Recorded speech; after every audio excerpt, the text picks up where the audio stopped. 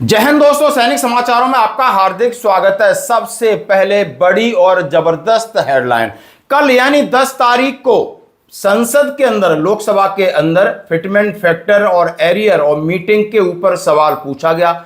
वित्त मंत्री जी का जवाब, इस जवाब से कहीं न कहीं कईयों को झटका लगेगा। हाँ जी दोस्तों, क्यों झटका लगेगा, मैं आपको जो भारत सरकार की अधिसूचना में क्या लिखा है, सवाल क्या था और वित्त राज्य मंत्री का जवाब क्या था, इसके ऊपर डिस्कशन करूंगा। क्यों मैं डिस्कशन करना चाहता हूं कि डिजिटल पेमेंट पर टैक्स लगेगा और इसके लिए एक बिल पास हो जाता है, लेकिन सरकार गोल मोल उसके जवाब देती रहती। इसलिए सरकार की मंशा यानी करने की, दिखाने की और बोलने की, इनमें सब में डिस्क्रिमिनेशन होता आया है। पीछे भी इसका भी मैं आपको जवाब दूंगा। साथ ही राहुल गांधी जी ने माननीय प्रधानमंत्री जी और गृह मंत्री जी को चुनौती दी है, यानी आप ये पुराने पप्पू नहीं है, एक इंटरनेशनल नेता बनकर चैलेंज कर रहे हैं और समय की मांग और बदलाव जरूरी है। अब बात करूंगा अपने चीफ ऑफ आर्मी स्टाफ की, और जो लगातार अपने दौरे कर रहे हैं। और दोस्तों, इन सभी के सामने एक ऐसे हीरो, एक ऐसे लीजेंड की तस्वीर आपके सामने रखूंगा कि यानी हर जगह इनकी डिमांड है, यानी ये जनता की डिमांड है। आपको सुनना होगा आखिर ऐसा हीरो है कौन।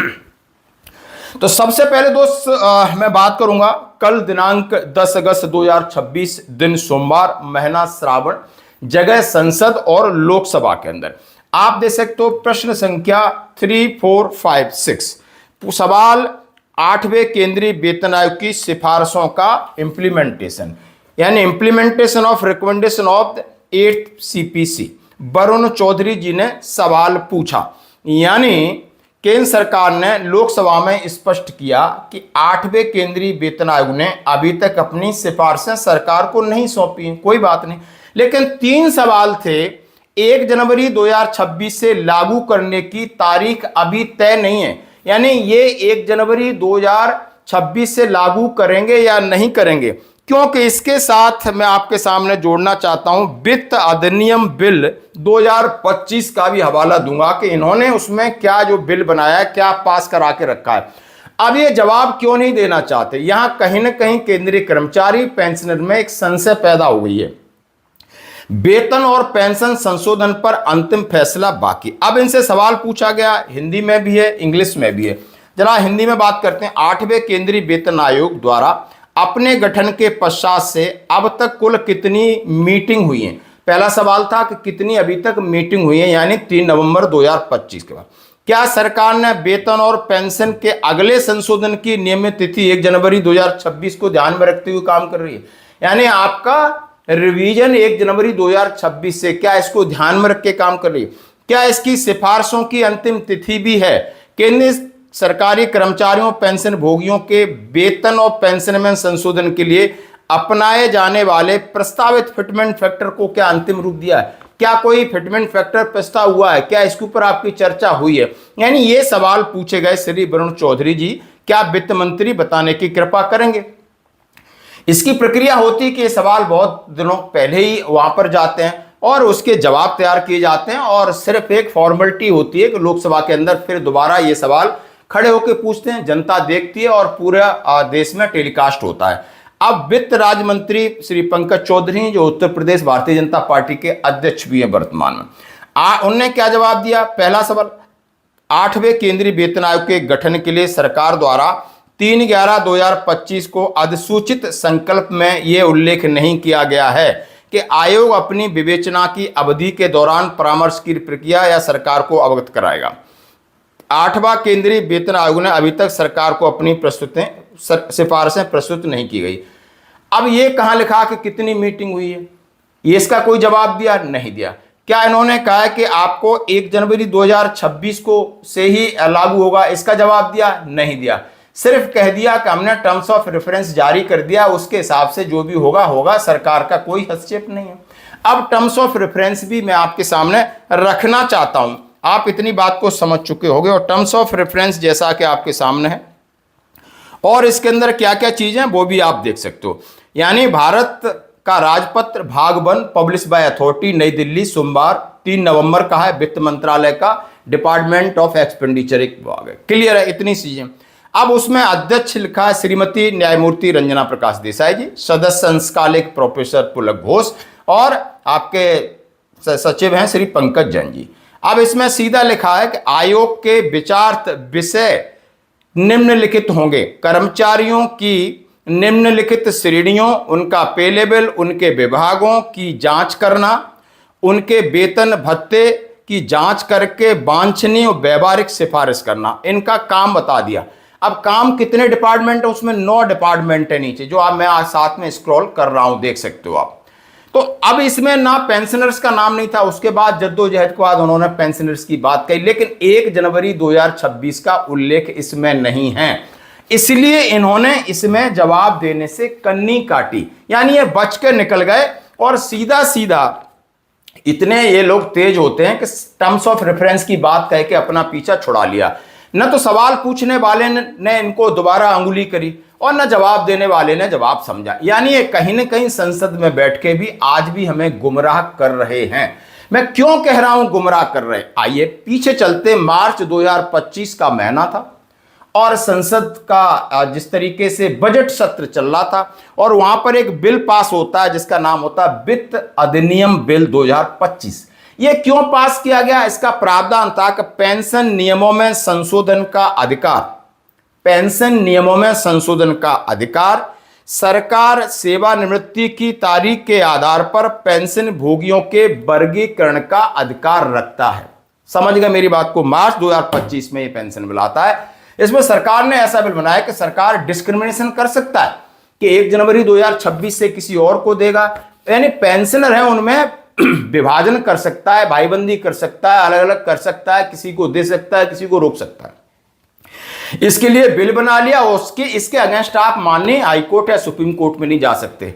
अब इस चीज को, अब ये सरकार को इसकी जरूरत क्या पड़ी? बहुत सारे सवाल पूछे गए, सरकार ने गोलमोल जवाब देते रहे, गोलमोल, सीधा जवाब नहीं दिया। फिर सरकार से पूछा गया पिछले सदन में कि पेंशनर्स को फायदा मिलेगा, बोलो सभी को मिलेगा, फिर रिटर्न में नहीं, फिर गोलमोल जवाब। क्या तारीख 1 जनवरी 2026 होगी? क्यों टर्म्स ऑफ रेफरेंस में यह चीज मेंशन नहीं की? जबकि 7वें वेतन आयोग के उसके अंदर 1 जनवरी 2016 की तारीख उसमें थी और इसको लेके केंद्रीय कर्मचारियों पेंशनरों ने काफी नाराजगी जताई थी। लेकिन सरकार आज भी अपने गोलमोल जवाब देने में माहिर है, ये बात इतना आप समझ चुके होंगे, यानी कहीं ना कहीं ये लड़ाई है और लड़नी पड़ेगी।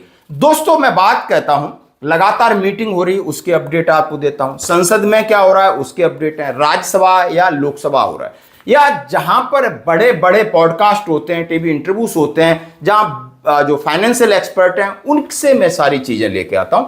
और डिफेंस का मामला तो आप समझ सकते हो, यहां पर 0 सन्नाटा है, यहां कुछ है नहीं। अब मैं बात करूंगा इसी के संबंध में, मैं क्यों कह रहा हूं कि डिजिटल पेमेंट पर टैक्स लगेगा। पहले खबर आती है कि डिजिटल यूपीआई जो ट्रांजैक्शन है और जिसके जरिए आप फोन पे है, गूगल पे, इस पे पैसा आप भेजते हो या लेते हो, आपके खाते से दूसरे खाते में पैसा जाता है, 20,000 से ज्यादा पर टैक्स लगने की खबरें चल रही थी। लेकिन अब इसके ऊपर एक बिल बनता है, संसद में हंगामा होता है। अब उसमें गोलमोल किया जा रहा है, नहीं किस पे लगेगा कमेटी तय करेगी, कितना लगेगा कमेटी तय करेगी, यानी उपभोक्ताओं पर नहीं लगेगा, व्यापारियों पे लगेगा, छोटे व्यापारियों पे नहीं लगेगा, बड़े पे लगेगा, यानी इतना कंफ्यूजन ये कर दिया जाएगा। स्ट्रेटेजिक है ये, इनका भारतीय जनता पार्टी का काम करने का ये तरीका है, यानी ना तो भ्रष्टाचार रुका, ना ही इनके पास रोजगार हुए, ना ही काला धन आया, ना ही आपने करेंसी मोनेटाइज किया, उससे भी कुछ नहीं हुआ। लेकिन अब आप कहीं ना कहीं ऐसी नीति बनाते हो जो दिखे नहीं, बाहर से कुछ और दिखे और अंदर से आप बहुत गड़बड़ कर रहे हो। इसी के ऊपर हंगामा हुआ और आम आदमी पार्टी के संजय सिंह ने अच्छे से इनको बहुत सारे सवाल जवाब किए। तो ये भी वीडियो आपके सामने है जो मैंने रखा है। श्री संजय सिंह जी, 2 मिनट्स। धन्यवाद मान्यवर, आपने इस महत्वपूर्ण बिल पे मुझे अपनी बात कहने का मौका दिया। मान्यवर, मैं इस बिल के विरोध में अपनी बात कहने के लिए खड़ा हुआ हूं और इस बिल का विरोध इसलिए कर रहा हूं कि आप इस बिल को अगर एक लाइन में कहना चाहें तो लौट के बुद्धू घर को आए वाला बिल है ये। मान्यवर, पहले आपने कहा डिजिटल इंडिया होना चाहिए, सारा व्यापार डिजिटली करिए, छोटे छोटे पेमेंट आप डिजिटली करिए। प्रधानमंत्री जी गर्व से कहते हैं वो चाय वाले हैं, लेकिन इस बिल के माध्यम से चाय वाला, सब्जी वाला, समोसे वाला, ठेले वाला, ऑटो वाला, टैक्सी वाला, रिक्शा वाला, सबका व्यापार आप चौपट कर रहे हैं। क्या कह रहे हैं आप इस बिल के अंदर? आप इस बिल में कह रहे हैं कि यूपीआई से जब आप पेमेंट करेंगे तो जो व्यापारी होगा, जो व्यापार कर रहा होगा, जिसके खाते में आप पैसा डालेंगे, उसके ऊपर हम टैक्स लगाएंगे। क्यों लगाएंगे आप टैक्स? छोटे छोटे व्यापार, सब्जी वाले पे, चाय वाले पे आप अतिरिक्त भार डालने जा रहे हैं। और देश के, अगर मान लीजिए आप उनके ऊपर भार डालने जा रहे हैं, वो किसी उपभोक्ता का रिश्तेदार तो है नहीं मान्यवर, घुमा फिरा के वो अपने सामानों का दाम बढ़ाएगा, जिसका खामियाजा लोगों को भुगतना पड़ेगा, जिनके ऊपर टैक्स के बढ़ने के कारण महंगाई बढ़ेगी। तो ये दो तरह से मार करने वाला टैक्स है, नंबर एक। दूसरी बात, ये बिल लाया किन परिस्थितियों में गया है, ये देश को जानना जरूरी है। 31 मार्च 2026 को जो यूनाइटेड स्टेट्स ट्रेड रिप्रेजेंटेटिव्स है, यूएसटीआर, इसने आपत्ति जताई कि हिंदुस्तान में यूपीआई पर जीरो टैक्स की वजह से हम लोग बर्बाद हो रहे हैं। तो ट्रंप के दबाव में भारत की संप्रभुता को गिरवी रख के ये बिल लाया गया है। इसलिए इस बिल के हम खिलाफ। मान्यवर, बहुत कम स्पीकर हैं, एक आध मिनट का समय मुझे और दे दीजिए। मान्यवर, आपका जो समय, विदेशी दबाव में भारत की संप्रभुता को गिरवी रख के आप ऐसा बिल ला रहे हैं जिसमें फॉरेन इन्वेस्टर्स को तो आप टैक्स में 100% एग्जम्पशन दे रहे हैं, लेकिन जो हिंदुस्तान में छोटे छोटे व्यापार करने वाले लोग हैं, उनके ऊपर आप टैक्स लगाने जा रहे हैं। खत्म कर रहा हूं सर, 30 सेकंड और दे दीजिए। मान्यवर, यह सरकार कहती है यूपीआई के पूरे सिस्टम को मैनेज करने में आपको पैसा खर्च करना पड़ता है। अरे भैया, 27,000 करोड़ रुपए तो आपने सिर्फ मिनिमम बैलेंस चार्जेस के नाम पे 2 साल में देश के करोड़ों उपभोक्ताओं से ले लिया। तो इसलिए मैं आपके माध्यम से कहना चाहता हूं सरकार से, यह बिल इस देश के आम आदमी के खिलाफ है, छोटे व्यापारियों के खिलाफ है। इस बिल के विरोध में अपनी बात कहते हुए अनुरोध करूंगा कि इसको वापस लिया जाए। माननीय श्रीमती महुआ मान। अब मैं बात करूंगा सीधा राहुल गांधी जी की। अब उनका पप्पू से आप एक इंटरनेशनल लीडर बने, और मैं इंटरनेशनल खबर में भी इनकी देख रहा था कि भविष्य में भारत की राजनीति की धुरी ये होंगे जैसा कहा जा रहा है। और समय में ऐसा होता ही, समय में परिवर्तन है। आप भारतीय जनता पार्टी और एनडीए की सरकार को देखा, अभी लगभग अब इनका आप समझ सकते हो कि अच्छे दिन इनके जाने वाले हैं और कांग्रेस के आने वाले। जनता के अच्छे दिन कभी आएंगे नहीं, जनता इसी तरह चलती रहेगी। क्यों? अटल जी ने कहा था कि राजनीति का चरित्र एक जैसा है, राजनेताओं का चरित्र एक जैसा है, इसको बदलने की जरूरत है। और उससे आज से 20 साल पहले बदला तो नहीं है, ऐसा बदला है कि इसको अकल्पनीय है, यानी यह बदलने से परे है। अब इन्होंने कहा है, हमें यह जानना है कि गृह मंत्रालय ने बच्चों पर गोली चलवाई तो क्या अमित शाह ने इसका आदेश दिया था? बिना गृह मंत्रालय के आदेश के दिल्ली पुलिस गोली नहीं चलवा सकती। अगर अमित शाह ने गोली चलवाई है तो वो कल्पेबल हैं, अगर दूसरे किसी से चलवा दिए तो अमित शाह भी उसमें फंसेंगे। एक ही रास्ता बचा है, इस्तीफा दे देना चाहिए। 15 दिन तक अमित शाह सदन में नहीं आ रहे, लेकिन अब उनकी इमेज वाले गुब्बारे पर टांके लगाने की कोशिश हो रही, पर ऐसा होने मतलब उन्होंने कहा है, यानी राहुल गांधी जी सरेआम चुनौती दे रहे हैं कि आप सदन में आइए। आपने छात्रों के साथ ऐसा हुआ है और उसी को लेकर हर एक स्टेट में इस तरीके से एजिटेशन चल रहे हैं और सरकार के लिए बड़ी चुनौती है। Amit Shah does not have the courage, guts नहीं है उसमें कि वो पार्लियामेंट में आके हमारे सामने खड़ा हो जाए। 15 दिन उन्होंने ये दिखाया है, और ना नरेंद्र मोदी जी में गट्स है, ना अमित शाह जी में गट्स है। अब मैं बात करूंगा हमारे जनरल धीरज सेठ साहब, सेना प्रमुख का पश्चिम भारतीय सेना मुख्यालय का दौरा किया। कमान की परिचालन तैयारियों कैसी चल रही है, और जहां पर सेना प्रमुख ने उभरती सुरक्षा चुनौतियों का प्रभावी ढंग से जवाब देने के लिए भारतीय सेना को चुस्त, अनुकूली और तकनीकी रूप से सशक्त बनाने की आवश्यकता पर जोर दिया। यानी आवश्यकता है, सेना के अंदर लगातार बदलाव हो रहे हैं। आपने भैरव बटालियन की बात हुई, आपने कहते हैं उनके ऑर्गेनाइजेशन की बात हुई, इफेक्टिव ऑर्गेनाइजेशन हो, जल्दी रिटाइलेशन की बात हो, थिएटराइजेशन की बात हो। यानी अब इसको अमली जामा पहनाने के लिए जनरल धीरज सेठ साहब लगातार दौरे कर रहे हैं और जवानों को कह रहे हैं कि आपको चुस्त, दुरुस्त और मोटिवेटेड होना होगा। यानी वो समझते हैं नस कहाँ है, यानी जवानों के बारे में बात कहते हैं, जवानों को हौसला अफजाई कर रहे हैं। हम उम्मीद करते हैं कि आप के जो 2 साल हैं आप भारतीय सेना को ऊंचाइयों तक ले जाएंगे। धन्यवाद। अब मैं बात एक ऐसे हीरो की कह रहा हूं जो आपके सामने आप तस्वीर आप देख सकते हो, और ये तस्वीर कहीं न कहीं कई लोगों के मन में है। तुकाराम मुंडा साहब हैं और ये एक IAS अधिकारी हैं, बड़ी जिम्मेदारी इनको मिली है और उस जिम्मेदारी को ये बखूबी तरीके से दोस्त निभा भी रहे हैं।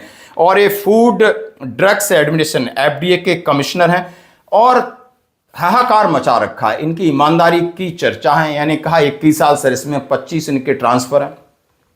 नए नेताओं को अच्छे लगते हैं, ना किसी सीनियर अधिकारियों को अच्छे लगते हैं, ना जूनियर अधिकारियों को अच्छे लगते हैं, क्योंकि नेताओं के जितने होटल हैं सील करा दिए गए हैं। जूनियर अधिकारी जहां पैसा लूट रहे थे वो बंद कर दिया है। ये सिर्फ आंखों के तारे हैं तो जनता के हैं, आम आदमी के हैं। आम आदमी को उम्मीद बढ़ी है इनसे। कहा जा रहा है अब इन्हें दिल्ली भेज दो और कहीं भेज दो। क्या देश में एक ही IAS है, बाकी IAS इससे प्रेरणा नहीं ले सकते? यदि आपको अच्छा इंसान बनना है, यदि आपको अच्छी ड्यूटी करनी है, तो आपको कहीं ना कहीं संघर्ष के लिए रहना होगा। नहीं तो आप कंप्रोमाइज करिए और आप मलाई जिसको खा रहा है खाने दो और आप भी खाते रहिए। तो ये है देश का एक महानायक, लीजेंड, महासिंगम। और जरा इनके बारे में सोचना है तो आप गूगल पर सर्च किए, यानी तुकाराम मुंडे साहब हैं जो कि कमिश्नर हैं। धन्यवाद। We appeal to all these establishments to stop immediately use, sale, transportation, production, processing of analog or non-dairy paneer in the state of Maharashtra, so that we can achieve the goal of safe food, safe drug and healthy Maharashtra.